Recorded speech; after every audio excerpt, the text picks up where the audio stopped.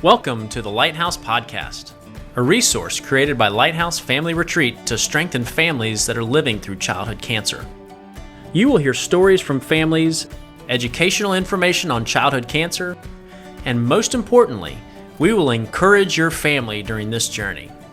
Hello, everyone. It's our final podcast of 2020. How about that, Christy? Final one.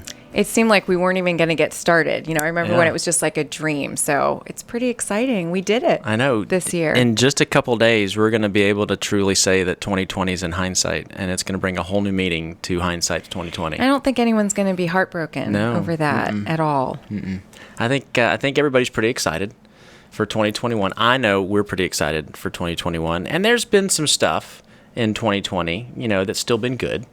Yeah. So there's definitely things to celebrate, but yeah, excited to see the new year come and to start thinking about what's 2021 going to look like. I think there's a lot of positive things happening, a lot of optimism and hope on the horizon. So, hey, so folks that are listening, we want to thank you guys for just being a part of this for the last couple months and walking alongside this podcast journey with us. We've learned a lot in the first couple months, and we're really excited for what's going to come in 2021. We want to just remind you guys, because I think we talked about it in the very beginning, but we do take January off, and so there's not going to be any new podcasts in January. We're going to take January to record some new ones and kind of get up and going for the first half of the year. And so the first new podcast of 2021 will come that first week of February. And you know what it's called? I found out this morning. It's called Season 2. Season I'm not kidding. 2. I found that out. Season 2. Season 2. Doesn't That's that pretty sound exciting. official? Yeah, and it does. Yeah. It does. It's pretty exciting. Yeah. So thank you guys again for listening along with us. But just remember, next week there will not be a new podcast. But Christy, I mentioned a minute ago, 2020. There's been a lot of disappointment, but there's also been some good stuff. I have a whole list. Yeah, that's happened in 2020, right? There's a lot of birthdays were celebrated, a lot of anniversaries that happened in 2020 still. There were still, graduations and kids being sent off to school, first days of school. There's a lot of things still, even though 2020 was hard, there still are some things to celebrate. There's a ton. And this time of year, I always get really reflective, and contemplative and everything. But I think this year especially, because there's more to think about and kind of process how the year went. But I have a lot of great memories of this year. Number one being I got more time with my kids, which I'm launching them out. So it's not something I get every day. So I was very aware the whole year that I would not be spending as much time with them if they weren't stuck at home with me. Yeah. Yeah, we have the same. There's, the season that we were quarantined, there's a lot of people that talk about how frustrating it is, and I get that, and we felt the same. But there was also a lot of really great things that came out of that, and so trying to pull out the good. I think you and I were talking the other day. I miss parts of the quarantine. I miss the long walks that we would take on a regular basis, and with my kids. My kids don't always go on walks with me and Jan, and so Jan and I often will get out with the dog, but the kids don't often join. But during quarantine, we would have family walks, and they were long, and they were great, and there were great discussions. I miss that. So that was a really good thing about 2020. Even through all the tough stuff. I think this is a great thing. This is a great thing about 2020. The podcast, we had talked about it for years, but having everything slow down and change gave us the opportunity to sit down and make it happen sooner than we thought it was going to happen. We had so much more time to do it, and I learned so much from the guests that we had. And I guess I went into it thinking, well, I've been through the cancer journey, so this is more me just expressing things, but I learned a ton. Yeah. I learned a ton. Yeah. We learned how to cook a lot more things than we cooked before. We tried new recipes. We did a lot more in cooking as a family. Our kids got way more involved, and they always used to help a little bit here and there, but they cooked a whole lot more. There was a lot of home improvement happening. Yes. Because once you're home, you start noticing the cracks and the dings and hey, you know what we really should be doing? So that's good. Yeah, there was a lot of that. Yes. This year. The honey-do list in our home grew very long. Yeah. Yeah. I still haven't got it all done. That's all right. Yeah, the Christmas break. Carry it over. Christmas break. I'm knocking a lot out here, so that's definitely going to happen. But now that we've talked, 2020, and as much as again there was the good stuff, we are ready for 2021. And what better time when we're turning over a year and we're thinking about a new year than to talk about how do we think through and make the next year a great year, right?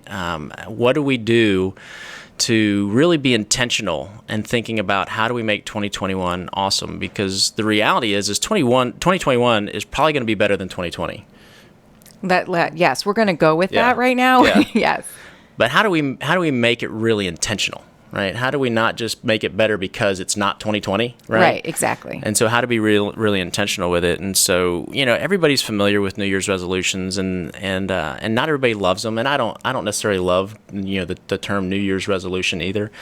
My mentality is more of how do we think about, and coming into this next year, how do we be intentional with our life? How do we think through how to make decisions that align with the priorities in our life, right? So that we get really good this next year at saying yes to the things we want to say yes to and no to the things we want to say no to.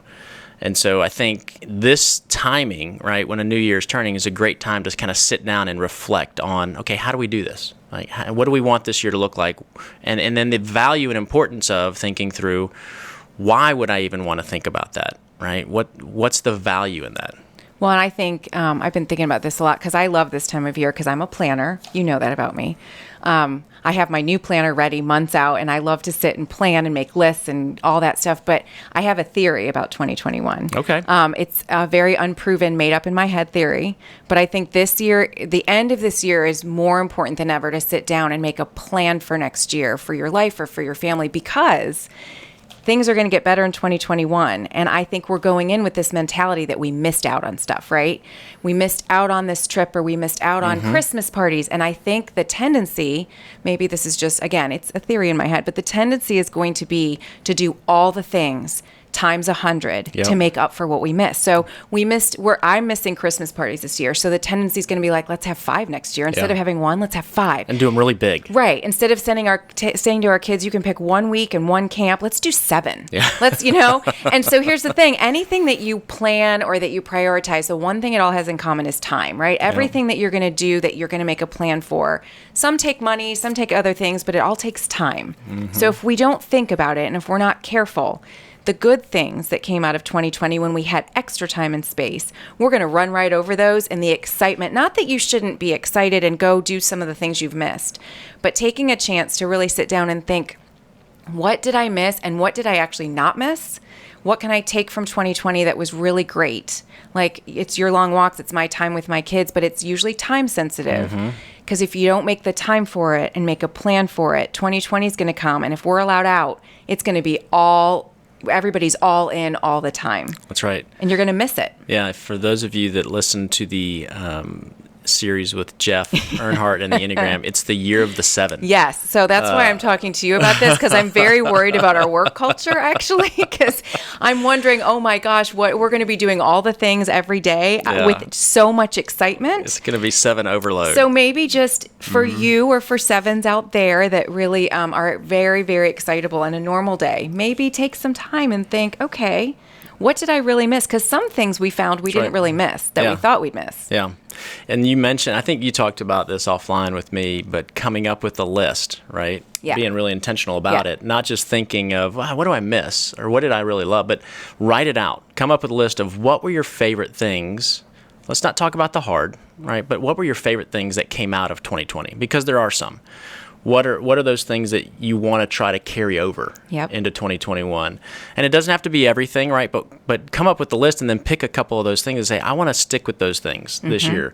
Because otherwise I would never have done those. But now that I did those, I want to keep doing them. Yes. Right. And this is a good conversation. I mean, I plan to have this conversation with my husband, but also just internally with myself. So if you have a lot of littles at home, which I don't anymore, but it can be a family conversation. It can be a husband-wife conversation. And it also, I think, spending some time on your own thinking about it, like personally, what did you change personally or that you want to carry over into 2021? Yeah. Intentionality is the key word here. Is setting up a framework of a plan that's going to help you to say yes to the things you want to say yes to, but also no to the things you need to say no to, because you're going to want to go on overload. Yes. And so that's why it's so important. Right.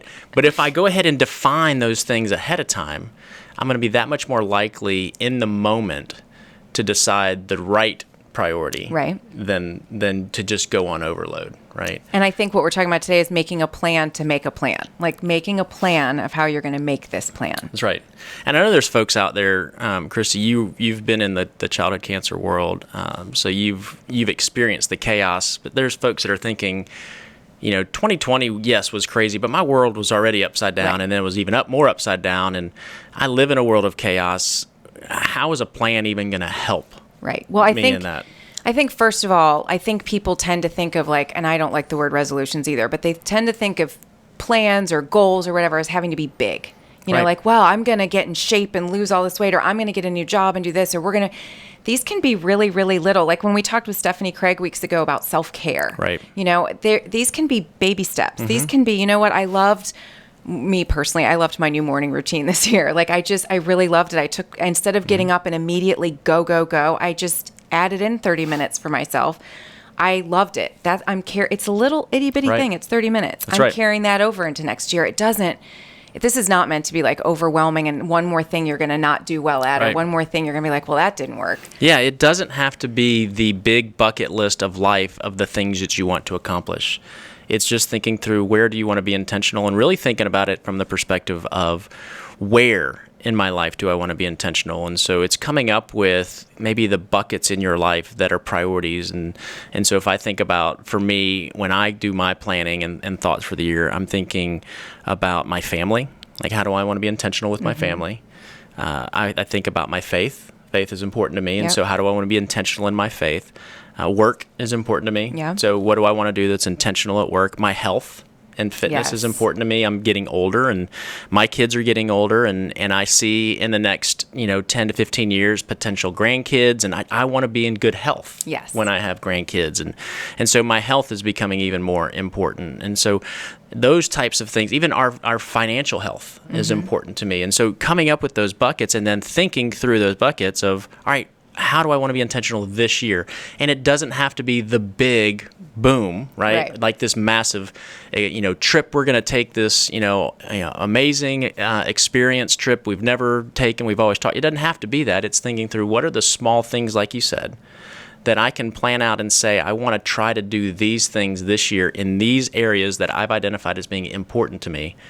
And I'm going to think through, how do I come up with a plan to do those things and be intentional, so that the goal is that at the end of the year next year, on December 31st, you can look back and say, I'm in a better place today than I was at the beginning of the year because I thought through my year and was intentional. Yeah. And I can't believe as a 3 I'm saying this, but it's not really about achieving. Right. It's not about winning at these things or doing them the best. It's about setting those and then being yeah, I did a little bit here and and I'm feeling better about it in this area than I did a year ago. 100% is not the goal. No.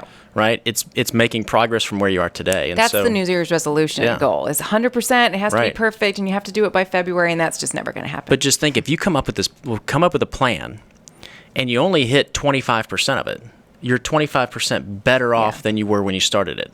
And that's a good thing. Right? And so it's not 100% accomplishment and completion, because things are going to come up and things are going to change. And we look back at all the things that we thought we were going to do in January of this year, and how much of that changed. Right. But we still have successes and things That's that right. we're doing. Just not how we planned It's not how you planned, but there was still, because you had a plan, you identified what was important, so you identified new ways to do it because it was important. And so that's the value. So let's talk about what a plan can look like. And so we've kind of thought through some things that we do that make it kind of simple.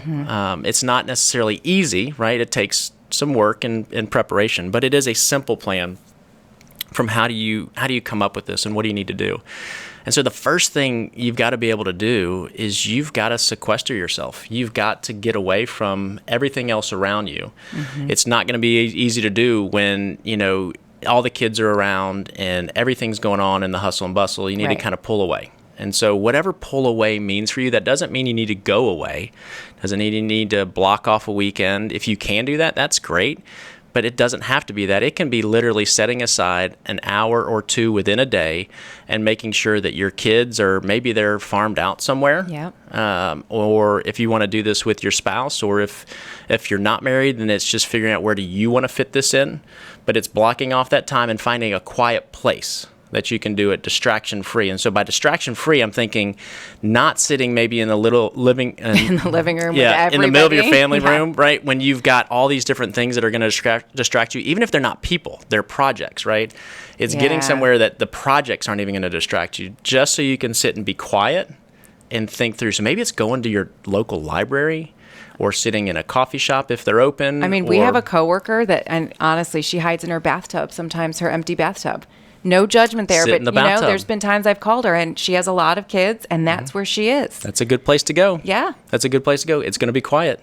So finding that quiet place and blocking off an hour or 2 hours, or maybe you do it in chunks, right? But first thing you got to do is you got to figure out, okay, I've got to figure out and schedule, this is where I'm going to go.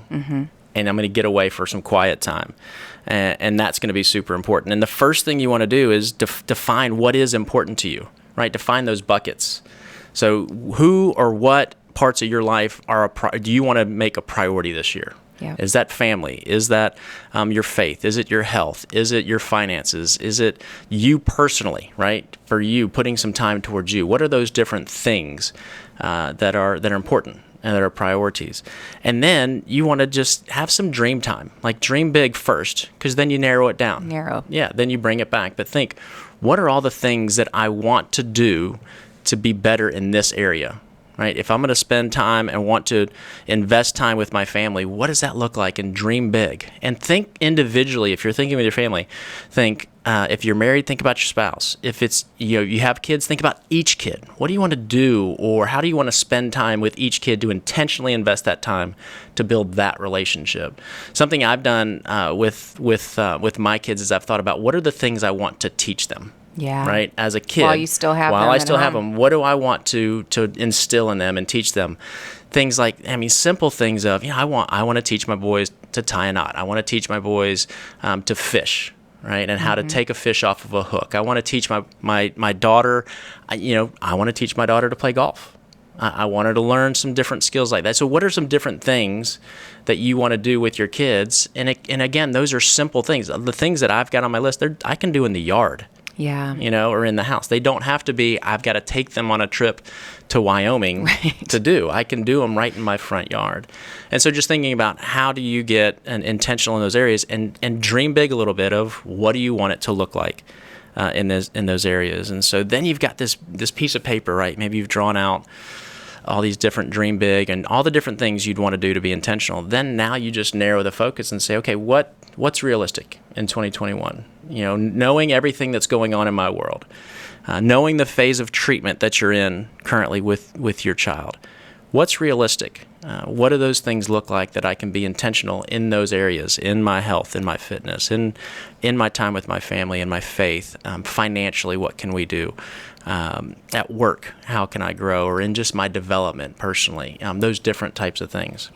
I find if there's baby steps in there and I achieve one of those baby steps, then it makes me feel so great. Then it's easier to kind of keep going, because if you start really big, right, and February or March comes and you've blown it, you haven't done it, then you're just kind of like defeated. Okay, Right. well, I'm done. I was supposed to do this. But if it's small enough that you can achieve a little thing, like one little baby step, then you feel like, okay, well, look, I'm on my way. And then I think it's helpful to kind of keep going. Absolutely. Jan and I, we've read a book. I don't know if y'all have ever read this book, The Love Languages. Oh, yes. Yeah. So we're familiar with the love languages, and we've gone through those. And physical touch is a love language in our family. And physical touch in a marriage relationship is more of the not intimate touch, Right. but just the rubbing of the shoulders, or holding hands, or even just sitting right next to each other and just feeling the touch, like next to that close touch. That is so not Right. my love language. Right. I'm just, But that everyone is- that knows me is like, yeah, that is not Christie's in any capacity.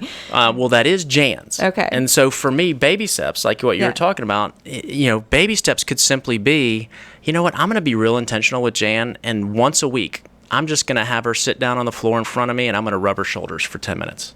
That's a baby step. That doesn't I could require. probably do. Yeah, but that doesn't require. No. And it doesn't require money.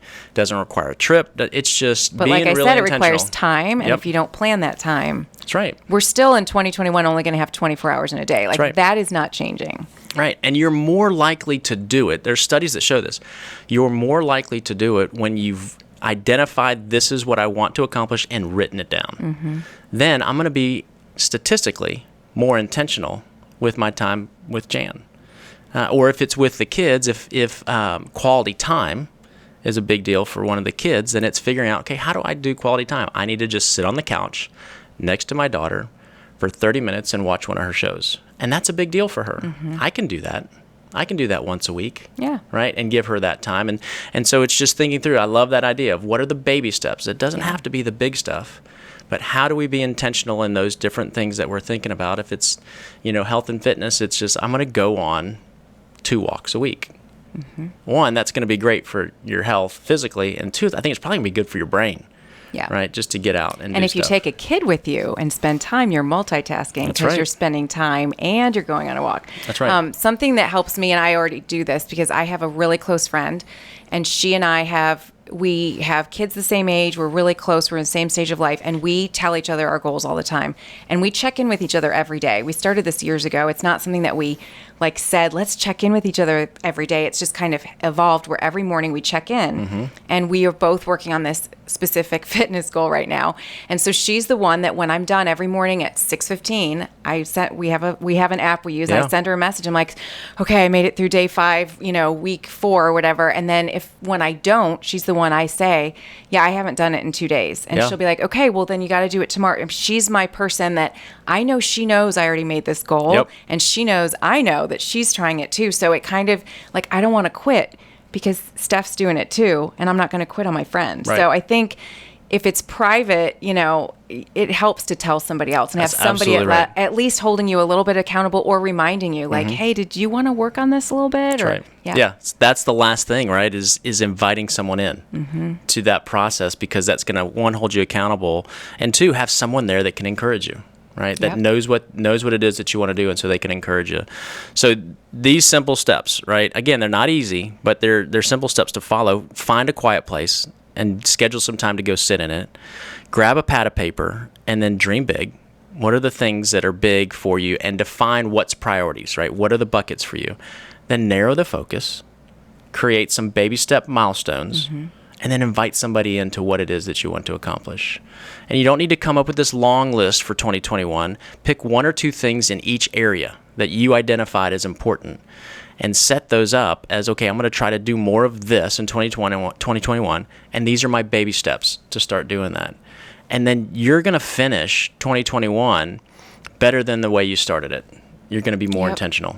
And you're going to protect your time. And I think that's our most valuable thing we got going for us right now is time. And like I said, we're not getting any more of it in 2021. That's right. So you might as well make a plan for it now. Yeah, that's right.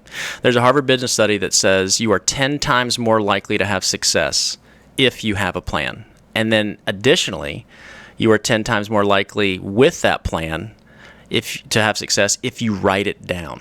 Like if you physically go through the process. There's a literal study that talks about physically using a pencil or a pen and writing on paper. You are that much more likely to accomplish it than if you just think about it. So everyone out there that makes fun of me for having a paper planner and doing things on paper, and you know who you are, there is a Harvard Business study that supports my planner use. That's right. It's out there. And I love that you brought a Harvard Business study, and I just brought a theory I made up in my brain of this is what I think we need to watch in 2021. One of us, researched, and one of us just came up with something in the shower. But that just tells you that how smart you are, right? That it lines up with a Harvard Business study. Right. It lines up with a Harvard Business study. So. Well, I think it is time to close out 2020 for us on the podcast, finally. And our hope for everybody listening is that as we close out this year is that you just spend some time, make some time for space and time for yourself before the year is over to kind of put some thought into what you loved about 2020 and what you might want to carry over into 2021.